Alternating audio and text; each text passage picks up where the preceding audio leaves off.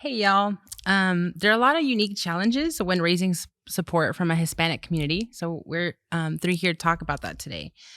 Some things that come up a lot are things like feeling like we have too few resources, families misunderstanding, or reluctant churches at times.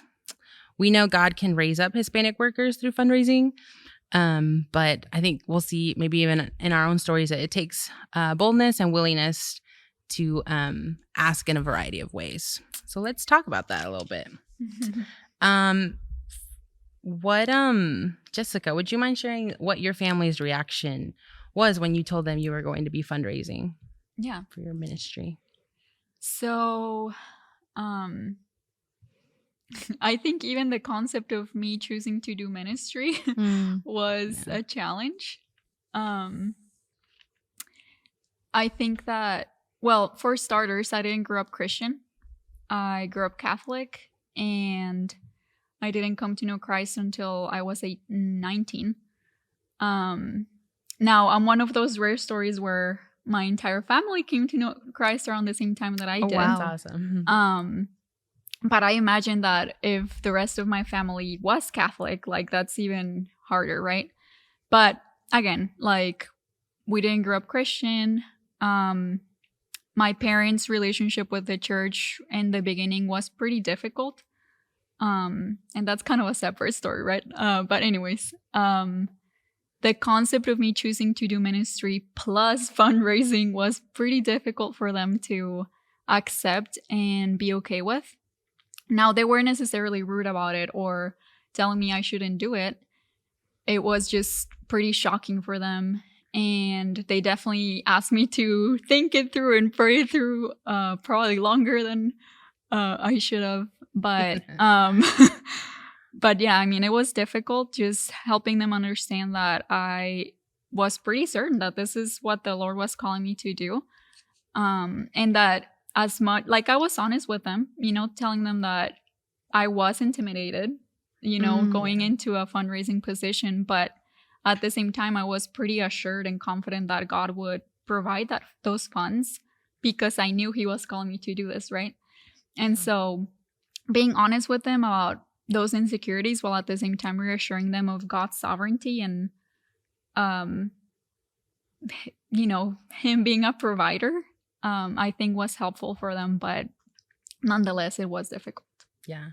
No, that makes sense. That's actually really relatable to my parents and mine's situation. Like, I think my parents were really supportive and they're both believers. But there was this sense of like, okay, I obviously didn't know exactly what I was getting into with support raising when I was starting off. And they didn't know what I was getting into because they had never really seen what a full-time campus minister does. Yeah. And the process of support raising for that. So I think for us, it was really like this thing of, well, I guess we'll be here to catch you when you fail because family supports each other. Yeah. And that wasn't bad, but it definitely, there was some tension to get started there. Yeah. But I know your situation was kind of different, right? Yeah, my situation is very different because my mom, she is a believer. My dad, he's not yet. We're praying for him. But when I told my mom about, first of all, getting into ministry as a campus missionary and then doing support raising, she was very sad. Her reaction was but you went to the States to study a second degree and you're gonna ask for money. Is that a thing? So I had to explain her first, right? Because of course, and I didn't know this at the beginning. So I had to explain, I had to explain her what is support raising and what does the Bible say about support raising.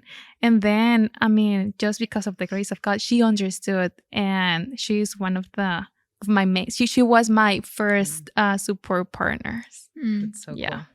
And I think this is such an important question to talk about when we're looking at fundraising from a Hispanic culture experience, because family and the idea of disappointing who we consider our closest family takes such a toll, I think, on us.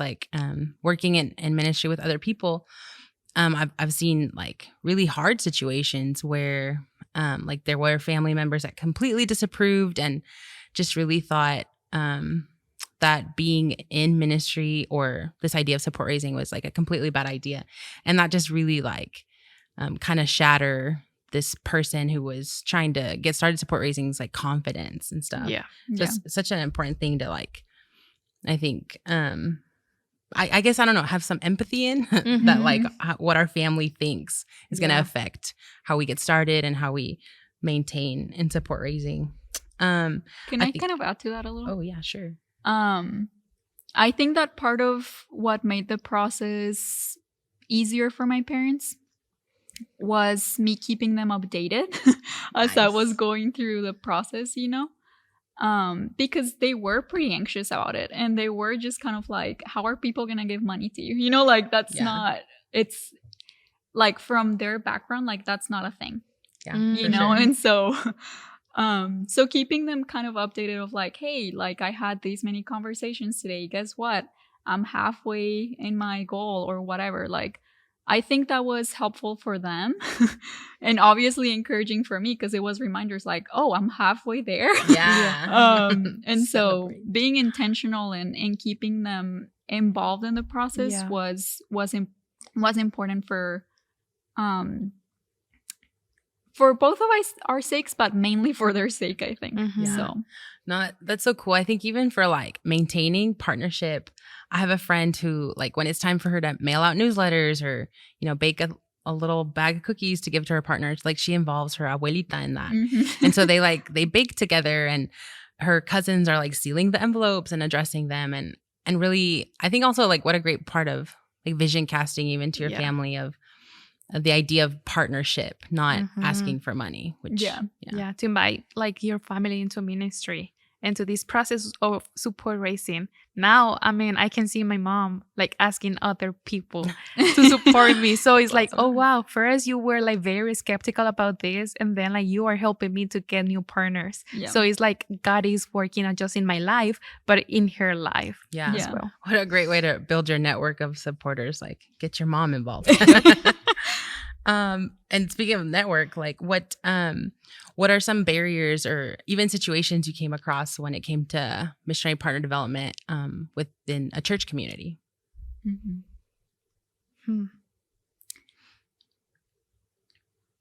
I honestly didn't ask a lot of churches, like Hispanic churches, to support me. The few that I did were skeptical and were not used to giving, I guess. And so most of my supporters are individuals. And I think, you know, recognizing that within the Hispanic church, like giving is not as common as with Anglo churches. That's just a reality that we have to understand. It doesn't mean that we shouldn't challenge and we shouldn't initiate conversations, but for me, doing individual partnerships was a lot more successful than approaching a whole church, you know? So, yeah, that's really cool. Yeah. Makes sense. I think for me, well, just like traveling to Mexico again and to ask for economic support to my church in Mexico was a huge challenge, because like as well, they are not used to give money or like to support others or just like to send missionaries. Actually, I'm the first missionary sent like by my church. Wow. And yeah, this is because of God. But also like to explain them that this is part of the Great Commission. Yeah. And like to send missionaries, like a lot of the time is also to other countries. Yes. But also like maybe in the local like areas where you're living. In my example is like San Antonio. So like to talk to them, to that church, and explain them like everything about my ministry, but also about like what the Bible says about support raising. No, that's so good. I think you're talking about like really keeping the Great Commission like in front of you, because I think something that I really bought into from I grew up in Mexico, in central Mexico, and in a really more lower socioeconomic like context or state of the country. And so I remember like just kind of this idea in the church always being, well, we need to like keep resources because like we only kind of have enough to go around here, and the rest will come later. So I think like beginning into support raising, I didn't know how much of that really played into me going and asking people. So in San Antonio, which is also where I do ministry now, I found like a really, I think, good mixture of churches that were already looking like outside, but an opportunity to challenge myself and those churches to think, well, what if we look beyond kind of like our own doors, even like our own neighborhood? Yeah. And really what we were challenging to think about was the college students in their city, and how that affects like the nations too, and how God like will provide from there too. And I think we mentioned this in a different conversation, the idea that even my individual partners, like they were giving really small gifts. And I think part of me, again, like was frustrated about that and was impatient about that, while at the same time recognizing, hey, they chose to give, right? Like they're coming That's from good. a place where like Celebrate it. like celebrating those little gifts like was major for me, and like shifting my mindset and saying like, hey, if it's just $10 a month, That's huge. Yeah, like it's a beginning, right? And so I think for me the challenge was like being bold enough, like as time went on, to kind of ask for increases. Because I was like, I don't want to offend them, right? Like, I don't want to make them feel that their $10 or $20 a month is not appreciated or is not enough. But I also, and that this is how I presented it to them, like, I do want to challenge you in growing in your giving. Like, you already made a huge step in starting to give to me, into this ministry. But I do want to challenge you to continue to give sacrificially, right? Yeah. That's good. And so that was at the time intimidating to kind of like ask for those increases, but I'm really glad that I did, and I've gotten to see people grow tremendously in their giving because of that. Like when they first started giving $20, like now it's double or more, you know. And so so I think even though it is a barrier, it is also an opportunity to help people grow in their own spiritual walk. So that's good. That's good. And you're kind of talking about like really challenging people in asking. So do y'all have any, or maybe we could share about like some insight about what does it look like to make the ask for partnership in the Hispanic context? Like, again, you've kind of shared some things about this before with me. First of all, it's not gonna take like a 20 minutes call. No. Like for example, this last Saturday, I had dinner with a couple, and it took me like 2 hours. So just hanging out, because like it's not I care about your money or like how much you can give, but it's like I care about you guys, you as a couple and you as children of God, right? So I mean, support raising, it has to be with relationships, right? So yeah, it's gonna take time for our Hispanic culture. And like be realistic, like you are not going to be able to have 5 or 6 support appointments in a day. Sometimes it's just one. And yeah, you'd also like shared with me a little bit about this idea of maybe a little bit more of an indirect versus direct ask sometimes, depending on like also maybe the kind of relationship you have with people. Can you share about that? What do you mean with that? Like, I think sometimes what comes off as really, I remember in training, like intimidating is this idea of like, you're going to sit with people and you're going to ask like for this specific amount. And I have found like there's a lot of obedience like to God in that, especially when God is like really specifically telling you to ask something specific. But I also think maybe sometimes in Hispanic culture, there is something to say for making a little bit more of an indirect ask sometimes. Yeah, I don't think I ever asked for a exact amount from my Hispanic supporters, like ever. I was just like, if you are willing to give, think about it, pray about it, get back to me.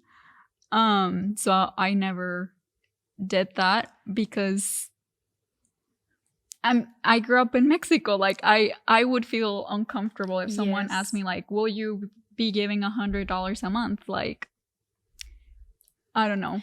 there's something about it that it sounds very aggressive to Yes. us. Like, I think is a Yeah. way to describe I it. think Yeah. I for you, like, I do not ask for a specific amount. It's just like, okay, pray about it. And sometimes they ask me, okay, what are the options? So Yeah. then I have the opportunity to tell them, well, some people, they help me with this or this quantity, but like, or this amount.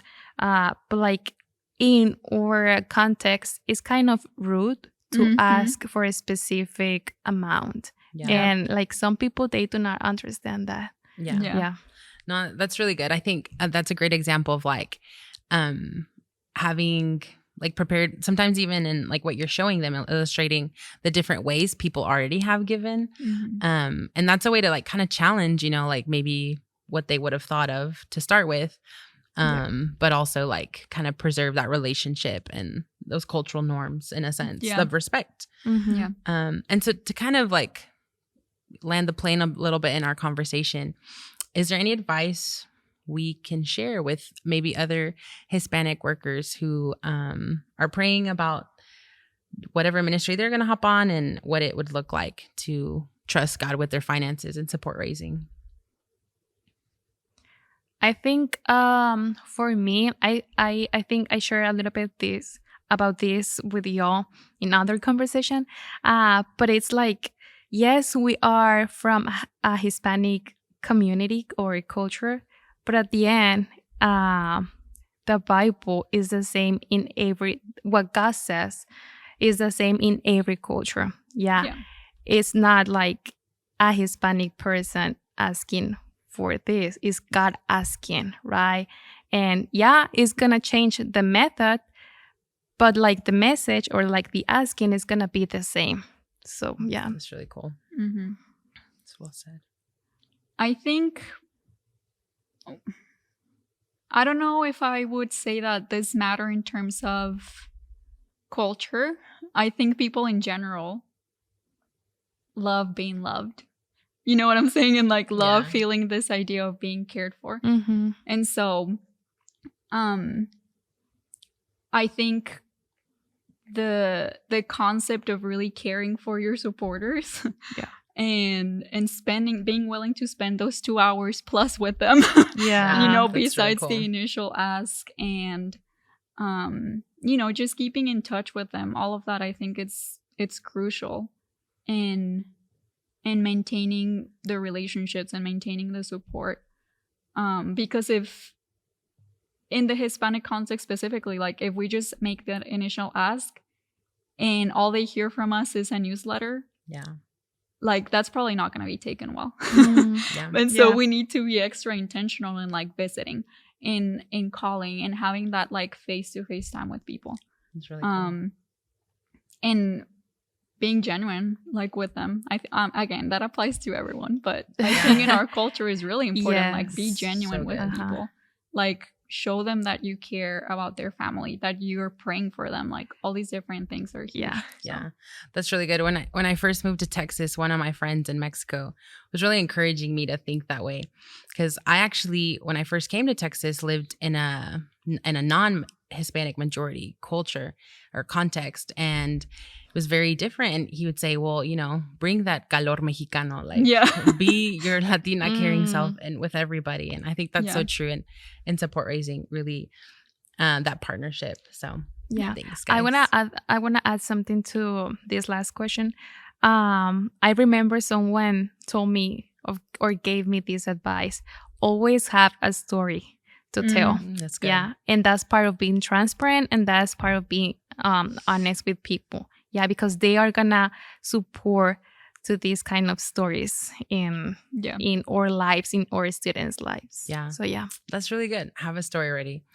Well, I'm sure there's a lot of other things we could talk about, but definitely like just the last encouragement to everybody, knowing whether you're coming from a minority background or you're just new to support raising, like you're not the first person to do this. And so God's like done it over and over again, being faithful. So he can do it again with you. So thank you.